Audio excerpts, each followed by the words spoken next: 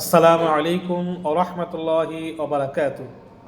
আজকে আমরা মহানবী সাল্লাল্লাহু আলাইহি ওয়াসাল্লামের একটি নসিহত বা আল্লাহ রাসূলের একটি মাসআলা ভিত্তিক আলোচনা শুনব। জামার হাতা, পাঞ্জাবি, শার্ট বা যে কোনো জামার হাতা কোন পর্যন্ত লম্বা হবে, কোন পর্যন্ত? হাদিস থেকে জানা যায় মহানবী সাল্লাল্লাহু আলাইহি ওয়াসাল্লামের জামার আস্তিন কবজি পর্যন্ত বিস্তৃত ছিল। আল্লাহ রসুলের জামার আস্তিন বা হাতা কবজি, হাতের কবজি পর্যন্ত থাকতো, বা কবজি লেভেলে বা এই লেভেলে থাকতো। একবারে হাতের আঙ্গুল ঢেকে যেত, পার হয়ে যেত, এরকমভাবে আল্লাহ রসুল কখনো জামা পরিধান করতেন না। এক সাহাবীর জামার দীর্ঘ হাতা আল্লাহ রসুল কেটে দেন। হাদিসে রয়েছে মহানবী সাল্লাল্লাহু আলাইহি ওয়াসাল্লাম আলা ইবনে হাদরামি রাদিয়াল্লাহু আনহুর গায়ে একটি কাতারি জামা দেখতে পান, যার দু হাতা ছিল অনেক দীর্ঘ। মহানবী সাল্লাল্লাহু আলাইহি ওয়াসাল্লাম একটি কাঁচি বা কেচি আনার নির্দেশ দেন। তারপর আঙ্গুলের প্রান্তভাগ থেকে আস্তিন দুটিকে কেটে দেন, অতিরিক্ত অংশটাকে আল্লাহ রসুল কেটে দেন।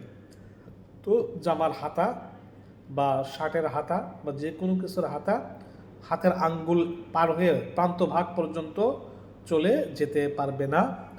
এইভাবে জামার হাতা এই পরিমাণ লম্বা হবে।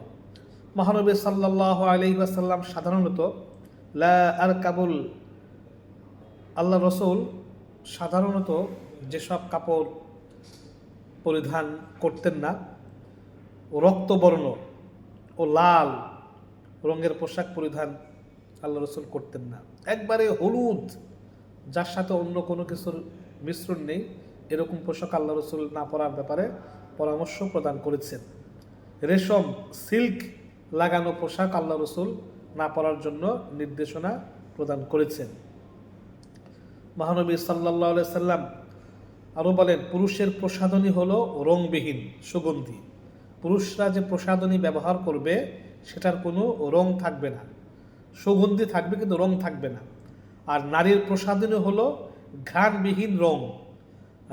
নারীর প্রসাধনী হলো ঘ্রাণবিহীন রং, রং থাকবে কিন্তু কোনো ঘ্রাণ থাকবে না।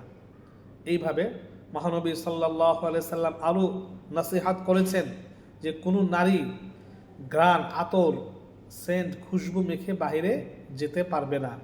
এটা মারাত্মক গুনাহ।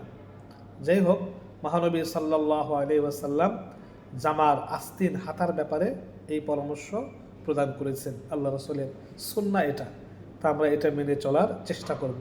আল্লাহ পাক রব্বুল আলামিন আমাদের সবাইকে তৌফিক দান করুন, আমিন।